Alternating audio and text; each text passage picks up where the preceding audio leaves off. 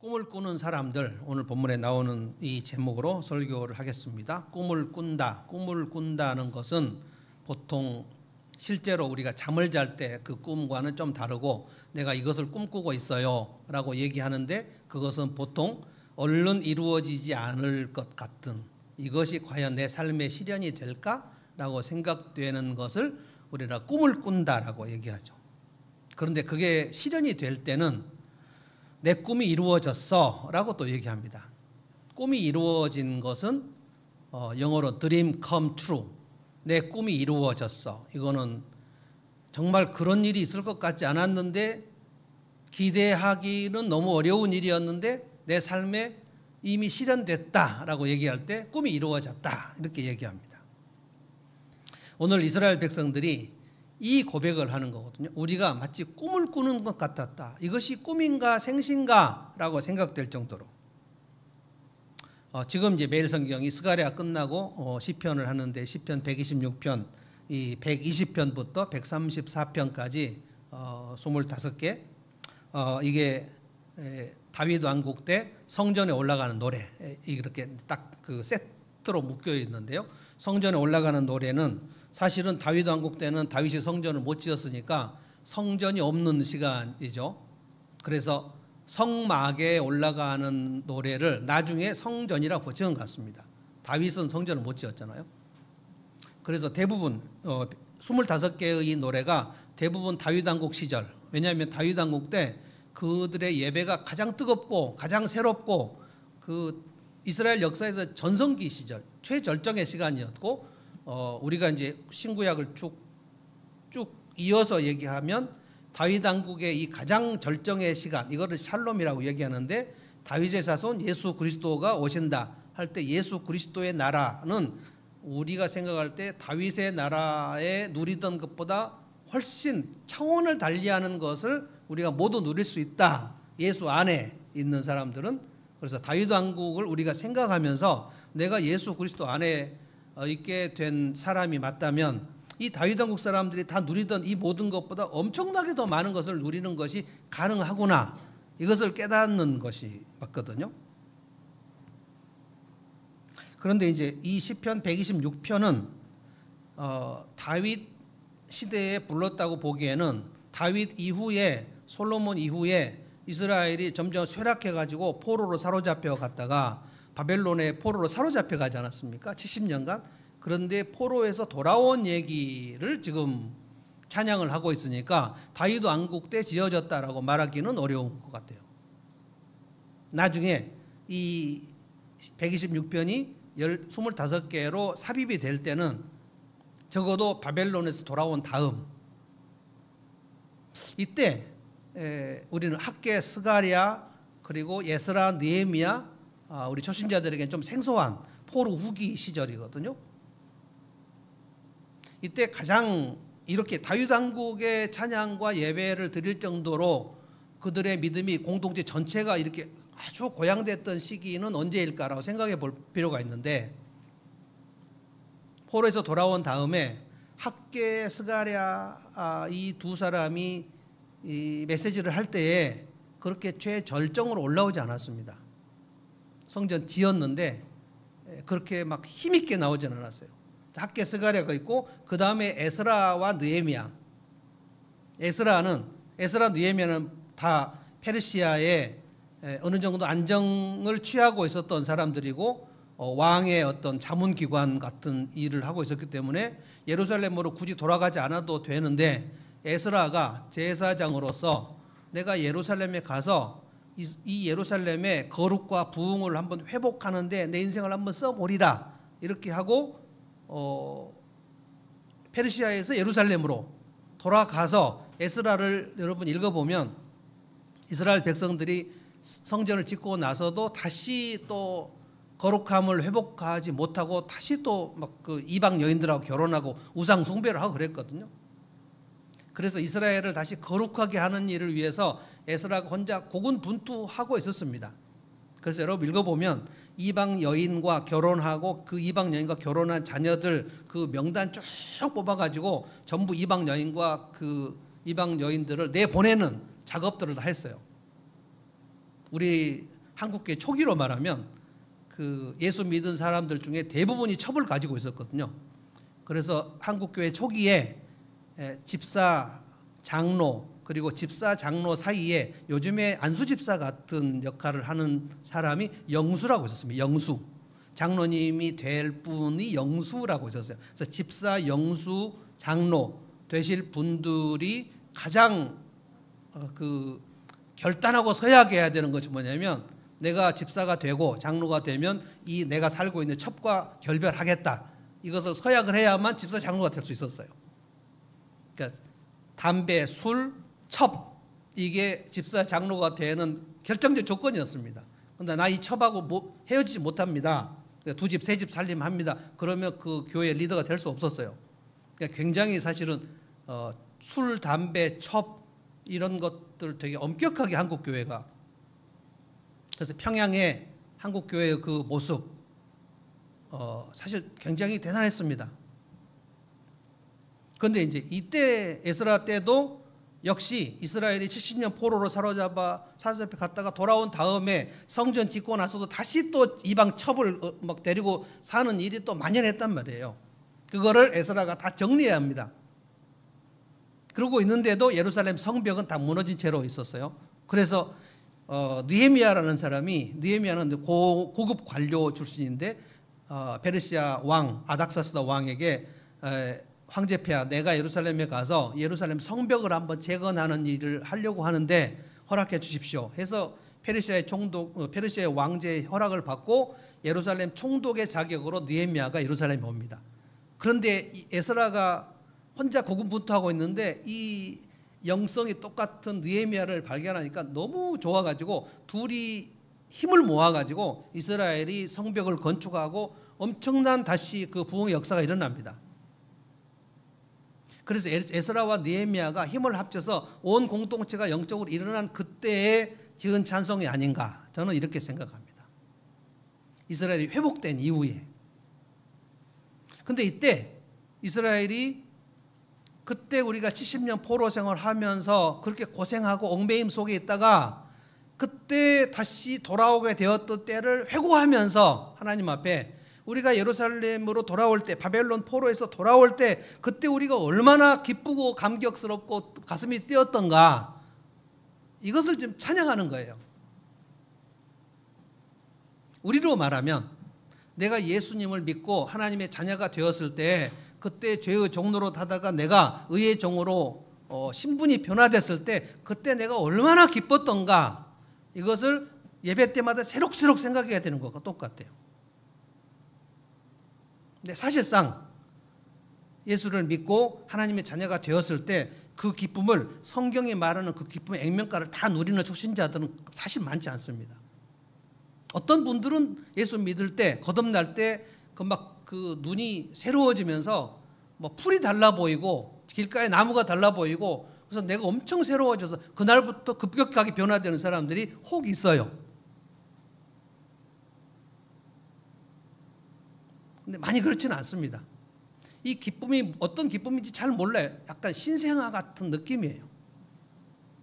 이 기쁨이 여러분과 나한테 지금 있는가를 오늘 한번 확인해 보자는 거예요.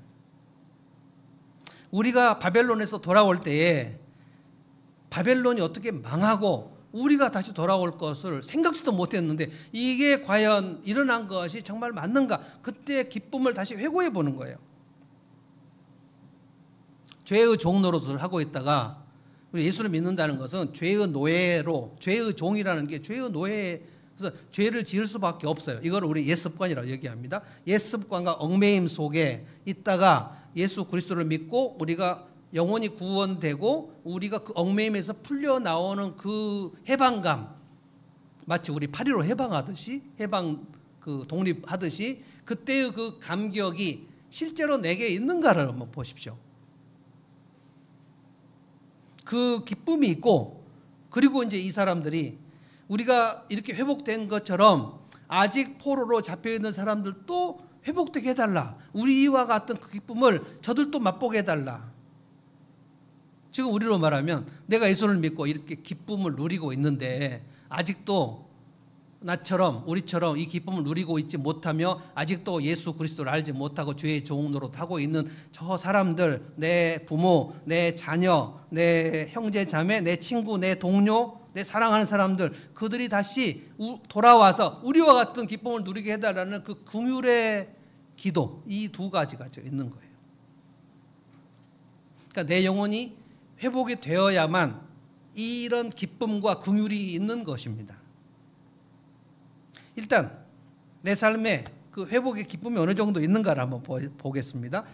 1절을 다 같이 다시 한번 읽어볼까요? 그 포로에서 돌아올 때 얘기입니다. 다 같이 한번 읽습니다. 시작. 주님께서 시온에서 잡혀간 포로를 시온으로 돌려보내실 때에 우리는 꿈을 꾸는 사람들 같았다. 시온에서, 시온은 예루살렘을 말합니다. 시온에서 바벨론으로 잡혀간 포로가 시온으로 돌아올 때에 이게 70년 만에 돌아온다는 얘기를 하는 거예요. 그런데 누가 이 일을 하셨는가? 1절에 주님께서. 옛날 개역성경은 다 여호와께서라고 했는데 세번역은 여호와께서를 다 주님께서로 바꿨는데 전 마음에 좀 들지 않거든요. 여호와라는 그 단어는 정말 그 고유한 하나님의 명칭이고 주님은 또 로드를 번역한 건데 여호와, 그러니까 여러분이 사번역을 읽을 때 주님이라고 나올 때는 항상 여호와를 생각하시면 돼요.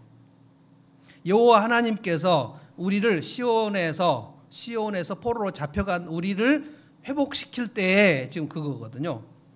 이 일은 하나님이 하신 일이구나를 어떤 사람은 깨달았고 어떤 사람은 못 깨달았어요. 포로에서 돌아올 때 하나님이 나를 돌려보내시는구나, 하나님이 나를 회복시키는구나를 아는 사람이 있고 돌아오는 사람들 중에도 모르는 사람도 있어요. 이 믿음의 고백을 못하는 사람도 있어요. 이것은 우리 삶이 죄의 종노릇 하다가 다시 예수를 믿고 하나님의 백성이 됐을 때의 회복을 지금 얘기하는 겁니다. 그런데 그들의 심정이 우리가 꿈을 꾸는 사람들 같았다. 이것이 꿈인가? 이것이 과연 현실인가? 이것이 과연 이루어질 수 있는 일인가? 그것을 기대하지도 못했었던 것 같아요. 너희가 70년이 차면 바벨론에서 다시 예루살렘으로 돌아오게 할 것이다 라고 예레미야가 70년을 얘기했습니다. 그런데 예루살렘이 멸망할 때는 예루살렘이 완전히 초토화되어 버렸거든요. 예루살렘 성전도 다 완전히 부서져 버렸습니다. 바벨론 군대는 굉장히 잔인해요. 역사적으로 바벨론 군대와 페르시아 군대를 좀 그 대조를 해보면 바벨론은 완전히 한 나라를 이기면 그 나라를 작살내버려요. 근데 페르시아는 그 나라를 이기고 되면 그 나라의 문화를 굉장히 보존해 주려고 애를 썼어요. 그래서 페르시아가 바벨론을 무너뜨렸을 때 페르시아 왕 고레스가 이스라엘은 너희 나라로 돌아가서 너희 하나님 여호와께 성전을 지으라고 얘기한 거예요. 그래서 성경에 고레스 황제를 뭐라 그러면 나의 기름 부은 종 고레스를 이렇게 이사야가 얘기합니다. 그래서 바벨론에 의해서 군대가 예루살렘으로 쳐들어왔을 때 그들이 막 죽임 당하고 완전히 징계거든요. 예루살렘에서 좀 괜찮은 사람들은 다 바벨론 끌려가고 예루살렘에 남아있는 사람들은 지극히 천한 자들만 남았더라 그랬어요. 예레미야가 그 사람들하고 같이 있었는데 그 예레미야서 마지막을 보면 하나님께서 남아있는 예루살렘의 주민들에게 너희들이 혹시라도 바벨론의 그 지배를 두려워하여 이집트로 내려가면 너희들은 더 망한다. 그러니까 하나님의 벌을 받고 바벨론의 지배를 받으라. 이것이 하나님의 뜻이다. 그랬는데 여기 남아있는 사람들이 아직 비천한 자들이 거기서 두목을 세우고 예레미야 죽이고 우리는 이집트로 가자. 해서 예레미야 끌고 이집트로 갑니다.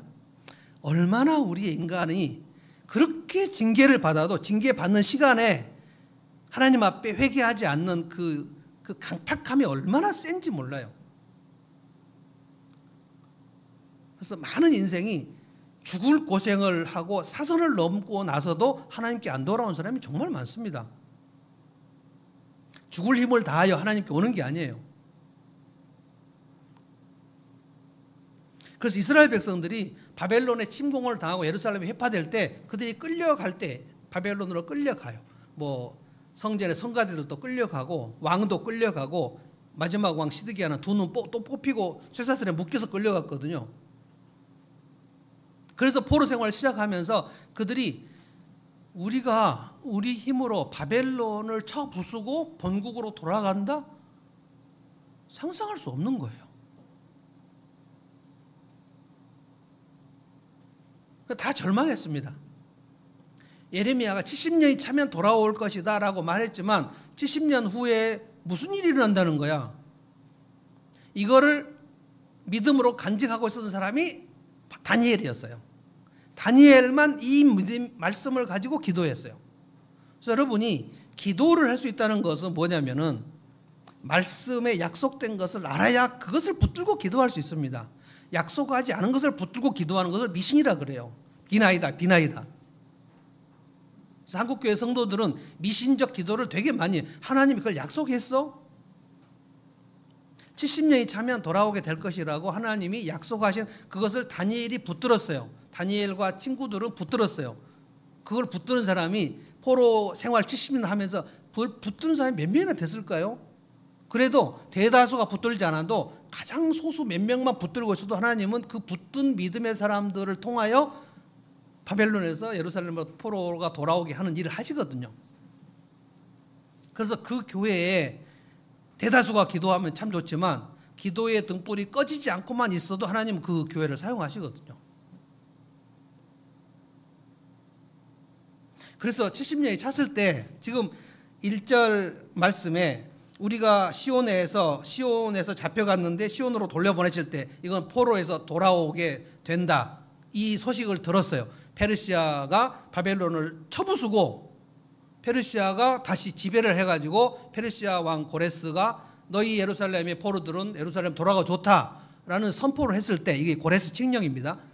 이스라엘 백성들이 이 얘기를 듣고 믿을 수 없었어요. 우리가 돌아가도 된다고?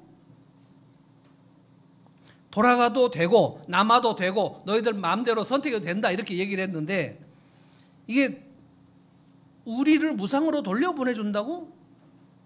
노예인데 몸값을 받지 않고 그냥 무상 탕감을 해준다는 얘기를 고레스 황제가 칙령을 했을 때 그걸 믿을 수가 없었다고요. 이 꿈이야? 생시야? 어떻게 우리가 본국으로 돌아가? 진짜 바벨론은 망했나? 그리고 페르시아 황제 저 고레스가 얘기한 게 맞나? 귀를 의심해요. 여러분의 인생에 예수 믿기 전에 복음을 들었을 때 당시 예수 믿어라 라는 얘기를 했을 때 이것이 정말 굿뉴스인지를 다 모릅니다. 나 교회 안 다녀. 내가 지금 시간이 없어 라고 얘기를 해요. 그게 엄청난 굿뉴스인지를 몰라요. 그래서 예수님이 뭐라고까지 얘기했냐면 돼지에게는 진주를 주는 게 아니다. 그렇게 얘기했어요. 돼지가 진주를 갖고 있으면 어떻게 합니까? 그거 발로 차고 놀 거 아니에요. 그래서 복음을 들어도 불신자들은 그 복음이 복음인지를 몰라요. 그래서 믿을 수 없어요.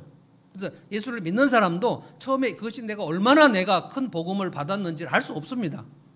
내 인생이 달라지고 내 신분이 영원히 달라지는 것을 몰라요. 그냥 교회를 다니는 줄 알아요. 그래서 교회 다니면 왜 자꾸 나를 죄인이라고 얘기하는지 그게 짜증나고 왜 이렇게 시키는 게 많은지 짜증나고 내가 지금 지옥에서 천국으로 옮겨졌다는 사실을 모른다고요. 그거를 계속 양육해서 마침내 내가 예수를 믿는 것이 영원히 형벌 받아야 되는 이 지옥불에서 내가 건짐을 받았다는 사실, 그리고 내 인생에서도 기가 막힌 수능과 웅둥이에서 나를 건져주신다는 사실, 이거를 이제 새록새록 깨닫고 예배를 드릴 때마다 와, 내가 구원받은 게 진짜인가? 예배를 드릴 때마다 새록새록 새로워지는 것이 믿음입니다. 초신자들은 잘 몰라요.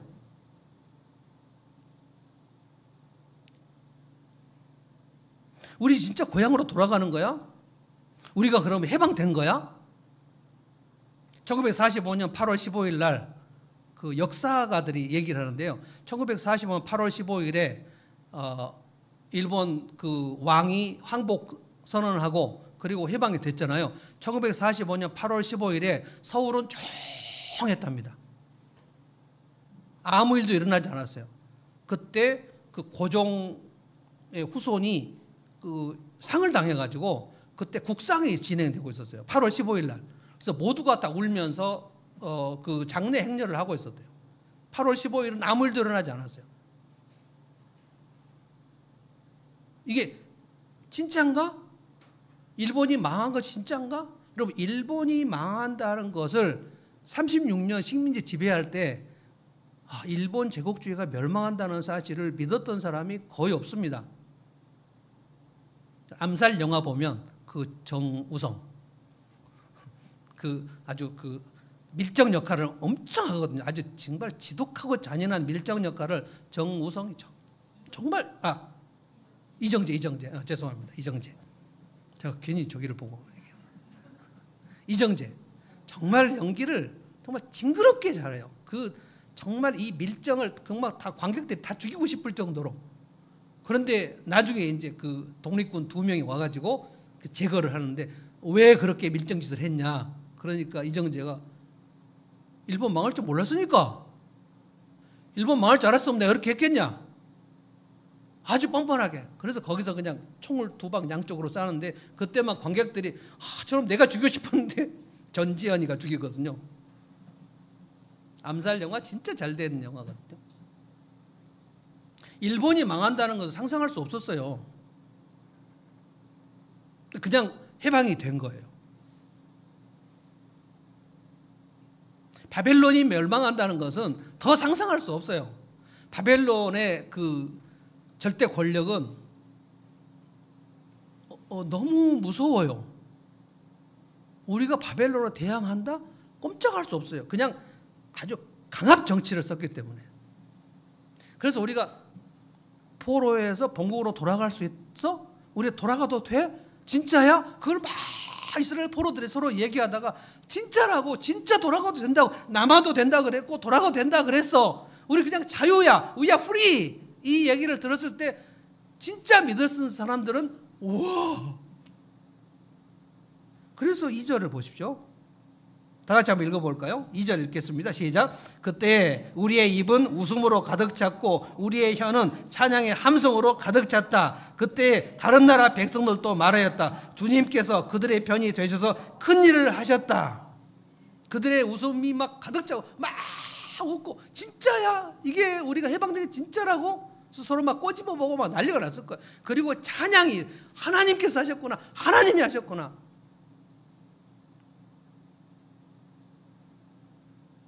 다른 나라 백성들이라는 것은 그때 바벨론 페르시아 백성들을 말하는 거예요. 너희들이 하나님이 일을 하셨다고 얘기를 해줬다고요.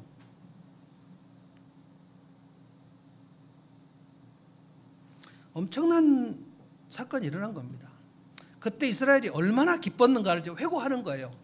그런데 제가 지금 아까 서두 얘기한 것처럼 바벨론에서 그렇게 돌아와가지고 막 기뻐하고 돌아왔는데 다시 그들의 침체돼가지고 16년 동안 자기 집 짓고 성전 안 짓고 그러다가 학계가 또 격렬해가지고 성전 짓고 성전 지은 다음에 다시 이방 첩질 또 하고 근데 에스라하고 느헤미야가 또 와가지고 또 다시 격려하고 응원하니까 다시 은혜가 임해가지고 다시 성벽 짓고 그러고 나서 하나님을 찬양할 때 이때의 그 기쁨이 다시 새록새록 난 거예요. 그때 우리가 그렇게 기뻤었지. 그때 우리가 하나님을 찬양했었지. 홍해바다 건너고 난 다음에 이스라엘이 출애굽기 15장 보면 얼마나 찬양했는지 몰라요. 우리를 이 죽음의 바다에서 우리를 건지시고 바로의 군대들을 홍해바다 수장시키시고 막 찬양합니다. 출애굽기 15장. 그리고 15장이 끝나기 전에 그들이 하나님께서 우리를 광야에 우리가 목마르고 배고파고 죽이게 하려고 여기까지 인도하셨다고 막 원망을 합니다.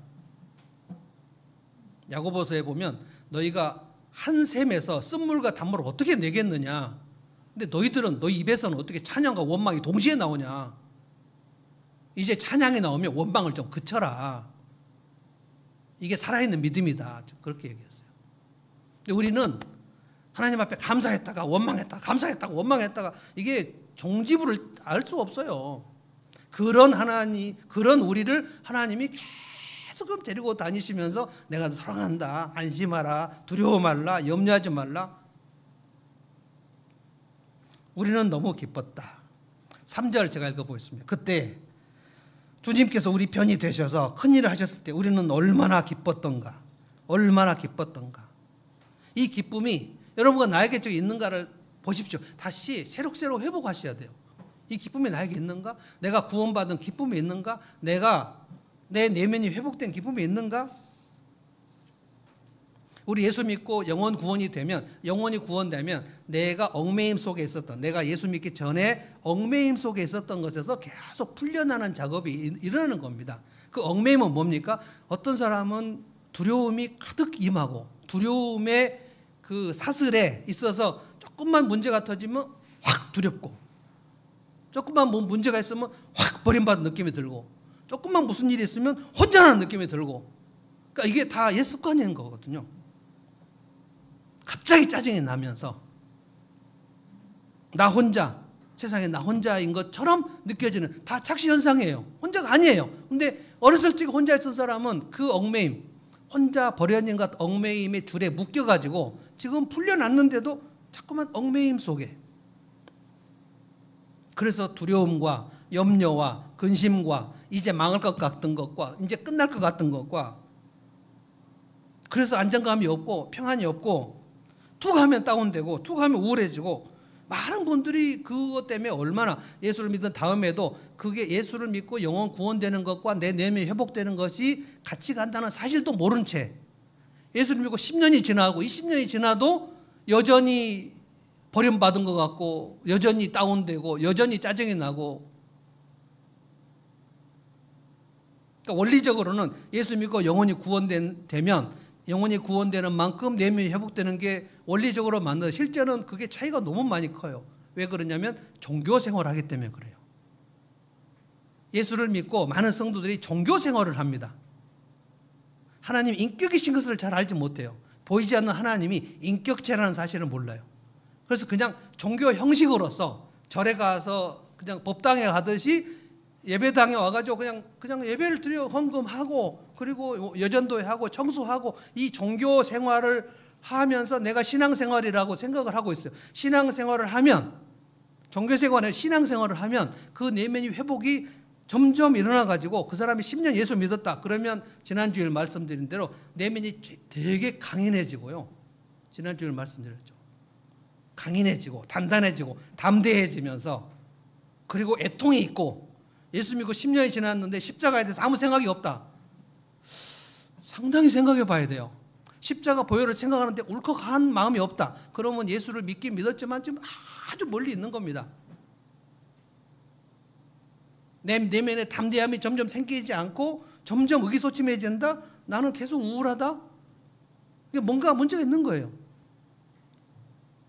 그래서 내가 예수를 믿었을 때에 이것이 바벨론에서 포로에서 돌아온 것과 죄의 종로로 타다가 우리 하나님께서 우리를 건져주셔서 십자가 보혈로 우리가 하나님의 백성이 된 것은 같은 사건입니다. 그때 그 기쁨이 있는가? 그래서 3절에 우리가 얼마나 기뻤는가? 그래서 예수를 믿고 이렇게 얘기하겠습니다. 예수 믿고 영혼이 회복, 구원이 되고 내면이 회복된 사람은 자기 내면이 굉장히 강인해지고 담대해지면서 자신감이 생기고, 다시 말하면 자존감이 올라가고, 그리고 내가 죄인이라는 사실이 점점 깨달아지면서 내면이 회복돼요. 그러면 내면이 회복되면 자연히 부부의 생활이, 결혼 관계가 자연히 회복이 돼요. 내가 문제가 많다는 사실을 깨달으면 네가 문제다고 해야지 부부싸움이 되는 건데, 내가 문제인 것을 깨달았는데 어떻게 싸움이 됩니까? 그래서 회복이 될 수밖에 없어요. 그러면 부부 문제가 해결되면 부모 자녀의 관계도 자연히 회복이 돼버립니다. 이 기쁨이 이루 말할 수가 없어요. 얼마나 든든한지 몰라요. 안정이 되고. 이 기쁨이 있는가? 그래서 꿈이 현실이 되는 거예요. 그게. 이 기쁨을 지금 바벨론에서 포로에서 돌아온 사람들이 다시 성벽을 짓고 나서 그 영혼이 뜨거워진 상태에서 하나님을 찬양하는 겁니다. 지금. 그 다음에 이제 4절부터는 이 긍휼이 시작돼요. 긍휼의 기도를 하는 거예요. 다 같이 한번 읽어보겠습니다. 4절 읽어봅시다. 시작. 주님, 네게부의 시내들에 다시 물이 흐르듯이 포로로 잡혀간 자들을 돌려보내 주십시오. 우리는 지금 포로에서 회복했는데 아직도 포로로 잡혀있는 사람들이 있는데, 이들을 위한 긍휼의 기도가 시작이 되는 거예요. 그러니까 내가 내면이 회복된 기쁨이 있는 사람은 자연히 아직 회복이 안 된 사람을 위한 긍휼의 기도가 있는 거고, 내가 내면이 회복이 안 되면 누군가의 중보 기도를 할 수가 없어요. 내 코가 석자예요. 내 주변 사람들이 지금 여기 네게브의 시내라는 것은, 네게브라는 것은 그 냇가에 다 메말라 가지고, 그러니까 이스라엘이 비가 안 오면 시내가가 다 메말라 버려요. 지금 제가 아주 자주 가는 고길이, 옛날에 고길인데 요즘 고기동이라고 하거든요. 거기 음식점이 정말 많아가지고 제가 가는데, 고길이가 예전에는 거기가 물길이 계곡이 막 있어가지고 물이 흐르던 고길이 지금 물이 하나도 없어요. 가보면 다 패여 있어요. 그냥 거기 막 그 바위돌이 다 있고요. 근데 계곡인데 물이 없는 그 계곡, 그게 되게 흉측하게 보이거든요. 근데 지금 이 말은 지금 무슨 뜻이냐면, 나는 회복이 되고 나는 내면이 강인하게 되고 내게는 기쁨이 임했는데 아직 그가 예수를 못 만나가지고 그 삶이 회복이 안 된 사람들에 보니까 그들은 마치 네게브 시내가에 메말라 버린 계곡처럼 그들의 메말라 있는 모습을 보니까 너무 안타깝다는 거예요. 내 코가 석자일 때는 아무것도 안 보입니다. 내 문제밖에 안 보여요. 그런데 내 문제가 해결이 되면 그때는 이제 보이기 시작해요.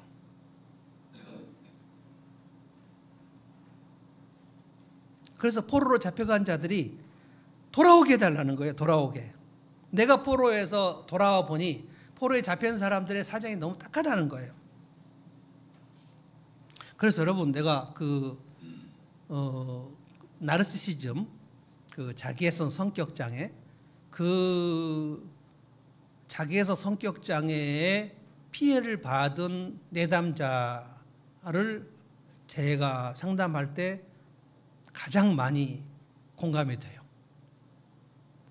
왜냐하면 제가 어렸을 적에 자기애성 성격 장애의 양육자에 의해서 피해를 받았기 때문에, 이걸 요즘에 심리학에서 학대 생존자라고 해요. 학대 생존자. 사람은 인격적으로 대등한 관계에서 해야 되고, 부모 자녀는 당연히 수직적인 것이지만 부부는 대등한 것이잖아요. 대등한데 어떤 사람은 부부인데 저 사람이 신분적으로 높이 보여요. 그러면 그 밑으로 들어가요. 그러면 이 사람은 이 내 배우자를 아랫사람으로 취급한다고요. 부부는 그렇게 살아서는 안 돼요. 같아야 된다고, 같아요. 그런데 이제 이 학대 생존자로 어린 시절을 보낸 사람들은 내가 남의 밑으로 들어가는 것이 너무 익숙한단 말이에요. 이게 괴롭지만 내가 독립하는 것보다 덜 괴로우니까 그 식민지 밑으로 들어가 버려요. 그러면서 그렇게 괴로워하는데 빠져나오지를 못합니다. 여기 있는 게 더 편해요. 이게 얽매임입니다. 그 얽매임 속에, 내가 누군가의 지배를 받는 것의 얽매임 속에 있어가지고 독립을 하지 못한단 말이에요. 그 교회를 다니지만 그는 여전히 학대 생존자로 이게 회복이 안 되고 있는 거예요. 이런 분들을 볼 때 제가 이 시편 126편 4절의 기도를 할 수밖에 없어요. 기도가 나와요. 저 사람 자기에서 성격장애 밑에 있는 그런 피해를 받고 있는데 정말 괴롭겠다. 우울증에서 회복되신 분들은 자기 주변에 우울증 환자가 굉장히 많이 보입니다. 그래서 이 사람들을 돕고 싶어요. 공황장애에 걸렸다가 나으신 분들은 공황장애에 있는 사람들이 공짜만 나와도 귀가 쫑긋해요. 그거 어떻게 해야 되냐면, 안타까우니까 혼자 예수 믿고 이제 그거를 교회에서 짝믿음이라고 하거든요. 짝믿음으로 오랫동안 고생하고 마음고생하신 분들은 그 부부가 같이 예배 드리는 것이 그렇게 부럽거든요. 그런데 어떻게 해서 기도하고, 그래서 이제 그 짝믿음이 함께, 부부가 함께 예배 드리는 그 회복이 되고, 그러면 짝믿음으로 혼자 예배 드리는 사람들을 보면서 안타까운 마음이 생겨요. 저기도 회복되면 좋겠다. 이게 사절의 기도예요. 내게는 이 기쁨이 있는데 저 사람에는 기쁨이 없네. 여러분이 오해하시지 마십시오. 여러분의 VIP가 여러분보다 연봉이 높으면 그 사람은 아무 문제가 없을 것이다? 절대 그렇지 않습니다. 나보다 더 좋은 집과 좋은 차를 타고 나보다 더 좋은 직장에 살고 있는 사람이면 저 사람이 내가 복음을 전할 때 뭐 먹힐까? 이런 생각을 하지 마십시오. 그 사람도 지금 사느라고 죽을 지경입니다. 지금 겉으로는 굉장히 잘 보이는 것, 사는 것처럼 보이지만 그 내면이 뒤죽박죽일 수밖에 없어요. 예수님을 안 만났는데 그가 혼란과 공허와 어둠 속에 있는 거지 별것이 있습니까? 없어요. 그래서 내게 찾아온 이 기쁨과 내게 찾아온 이 행복감, 내가 지금 부부가 회복된 것과 내가 내면이 회복된 것과 내가 자녀와의 관계가 회복된 이것들을 얘기했을 때 그 사람들은 깨갱할 수밖에 없어요. 그것을 도와주는 거예요. 그것을. 저는 부부 불화에 있는 분들하고 계속 지금 만나서 얘기하는데 저도 뭐 그렇게 불화라고 말할 수는 없지만 하여간 크고 작은 부부싸움 많이 해봤기 때문에 그럼 부부싸움을 하고 나면 그 마음이 얼마나 찢어지는지 몰라요. 목사는 더 힘든 게 부부싸움을 주일 아침에 했다. 그럼 마음이 찢어진 상태에서 설교를 해야 되거든요. 미쳐버립니다.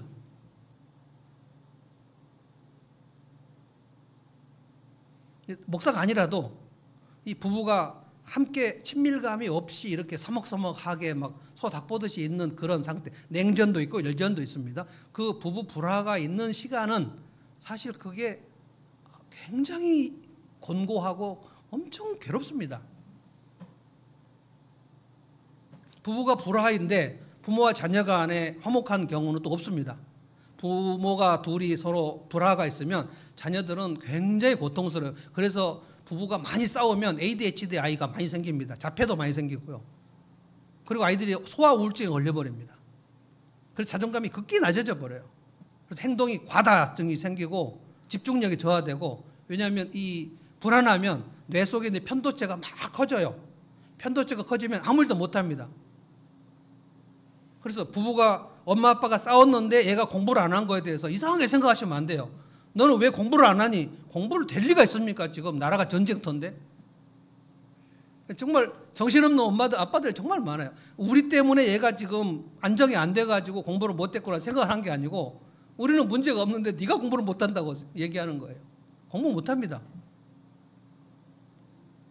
그래서 이제 이 아이가 비행을 저지르기 시작하면 그러면 이제 부모가 또 얘를 또 굉장히 막 훈계하겠죠. 엄하게 훈계하겠죠. 그럼 얘가 엇나가겠죠. 그러면 반항하겠죠. 사춘기가 되면 반항합니다. 부모에게 받은 상처를 아이가 복구를 못하고 부모에서 진압을 받거나, 어떤 경우 책에 보면 부모가 자녀가 부모에게 상처받았다고 얘기할 때 그것을 가지고 조롱하는 부모들이 있어요. 책에 나옵니다. 그 사람들은 약물 중독으로 들어갑니다.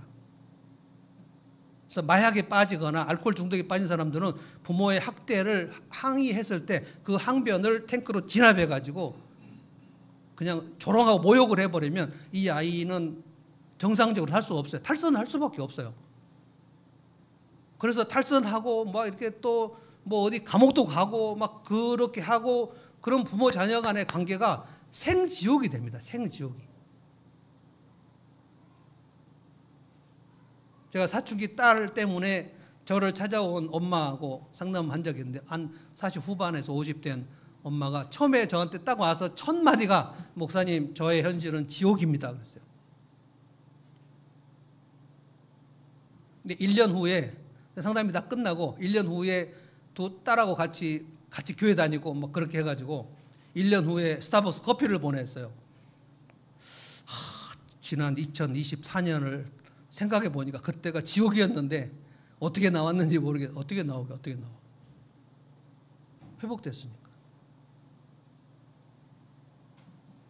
막 속이 까마득하게 타들어가는 거거든요. 그래서 우리는 불화가 정말 고통스러워요. 근데 불화로 들어가는 것이 너무 우리는 자연스러워요. 우리는 공동체를 하나로 만드는 일이 익숙하지 않습니다. 공동체 깨지는 게 훨씬 익숙해요. 탑을 세우는 거는 대단히 어렵고 탑이 무너지는 거는 한 번만 건드리면 무너져 버려요. 그래서 그들을 보면서 절망 속에 있는 부부와 절망 속에 있는 부모 자녀 관계에 있는 사람들을 보면서 우리는 이 기도를 드리는 거예요. 주님, 4절 제가 읽겠습니다. 네게브 시내에 다시 물이 흐르듯이 회복해. 포로로 잡혀간 자들을 돌려보내십시오. 우리의 기쁨을 저들도 맛보게 해주시고 우리의 평강을 저들도 맛보게 해주십시오 하는 궁일의 기도가 이제 들어가는 거예요.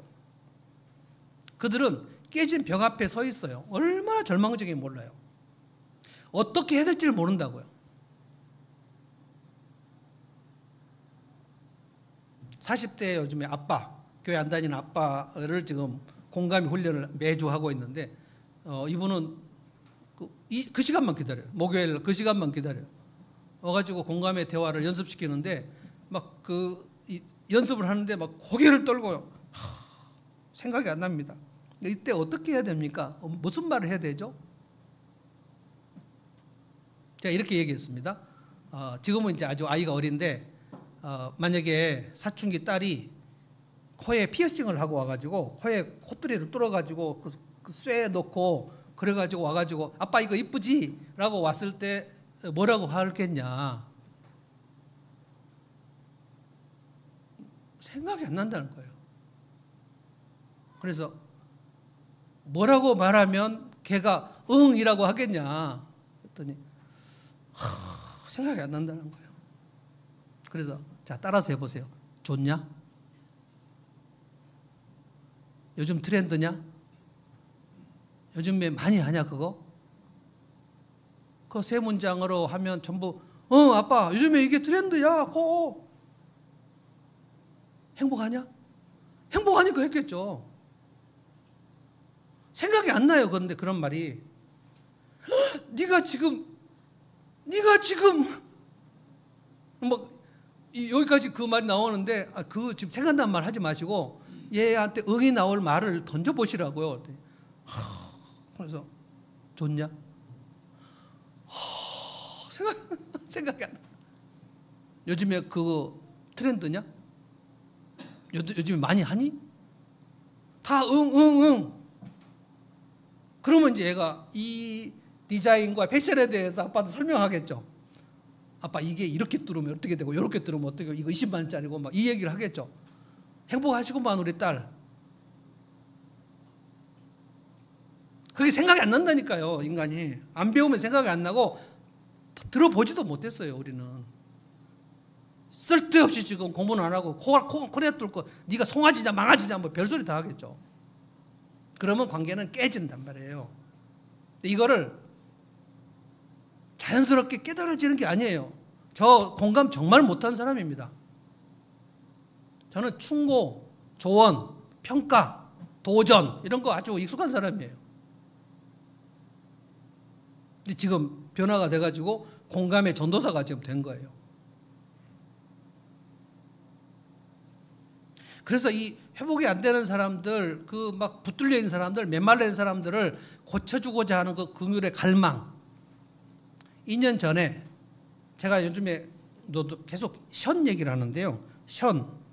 션이 그 힙합 가수잖아요. 근데 그 사람 막 마라톤 하고 굉장히 체력이 좋고 지금도 맨날 달리기를 합니다. 왜 달리기를 하냐면 션이 그 김승일이라는 사람 농구 선수가 있었는데 그 농구 선수가 아주 잘 나가는 농구 선수고 코치였는데 그 사람 어느 날 전신마비에 루게릭병에 걸렸어요. 근데 굉장히 친했던 사람인 것 같아요. 근데 이 사람을 고쳐주고자 했는데 루게릭을 전문 병원이 없어가지고 전신마비를 그 하는 병원들이 많이 없대요.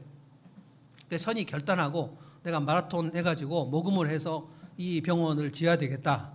그랬는데 여러분 몇백억짜리 승일희망 루게릭 병원 용인 처인구에 2년 전에 설립했습니다. 그 사람이 몇백억 다 한 게 아니고 그 사람이 마라톤 해가 6억을 벌었어요. 6억. 그래서 6억을 기금을 하면서 이 션의 그 얘기에 감동이 된 사람들, 그러니까 션을 보면 이 사람은 뭐지라고 생각할 정도로 정말 감동적인 스토리가 많아요. 그 사람 부부싸 한 번도 안 했다 그랬어요. 지금 50 넘었거든요. 근데 밥도 진짜 많이 먹더라고. 소고기 6인분씩 막 먹고 막. 그런데 또 마라톤 하니까 그래서 그 사람에게 감동된 사람들, 그리고 뭐 삼성도 뭐 몇십억 하고 또 뭐 그렇게 하고 해가지고 몇백억에 모아져 가지고 승일 희망 류게릭 병원, 그게 이제 자기 그 병원 이사장이에요, 션이. 이제 제가 그 다큐멘터리를 봤더니 막 이 병원이 지어진 것에 대해서 자기가 막 너무 막 울먹울먹하면서 난 너무 이게 좋다는 거예요. 이 병원 시설을 하는데 이 전신마비 환자들이 이렇게 돌아다니면서 이게 휠체어로 완전히 돌아다닐 수 있는 모든 시설을 다 갖추었는데 이것이 꿈만 같다는 거예요.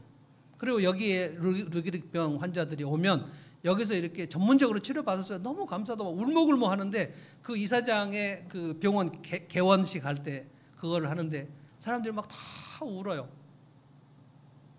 근데 션의 그 마음에 왜 그렇게 그 누군가를 고쳐주고 싶고 도와주고 싶은 마음이 있는지 아주 굿 크리스찬이거든요. 우리가 이런 그 긍휼의 마음과 내 영혼이 회복된 그 기쁨이 동시에 좀 있는, 그래서 이것이 막 몽골몽골한 사람들이 되면 참 좋겠다는 거예요.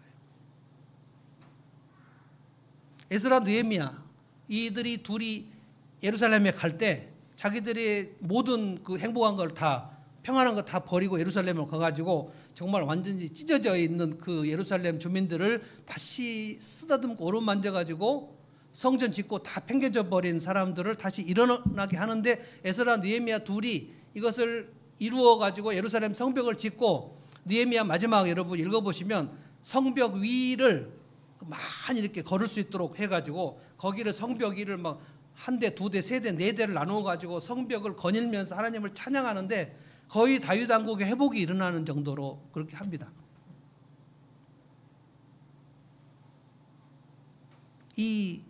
이런 기쁨과 이런 긍휼이 우리 안에도 일어나야 했다는 거예요. 여러분에게 이 내면이 회복된 그 기쁨, 내가 이제 그 얽매임의 옛 습관에서 회복된 그 기쁨이 있는가? 그 기쁨이 있으면 이제 그들도 회복시켜 달라는 그 긍휼의 갈망이 있는가? 이렇게 신앙생활입니다. 그 사람이 예수를 믿으면 점점 아주 강인해지고 부드러워지고 좋아지고 온유하고 긍휼하고 이게 변화되는 것이 맞아요. 20년 믿었는데 여전히 고집스럽고, 20년을 믿었는데 여전히 비판적이고, 20년 믿었는데 여전히 부부는 불화가 있고, 그리고 자녀들은 하나님 떠나고, 그런 목사님들 엄청 많습니다. 제대로 신앙생활 하자는 거예요. 제대로. 그러면 엄청 행복합니다. 회복되면. 그 기쁨이 있어요. 그리고 누군가를 다 살리고자 하는 그 긍휼의 마음이 있어요. 자, 찬송하겠습니다.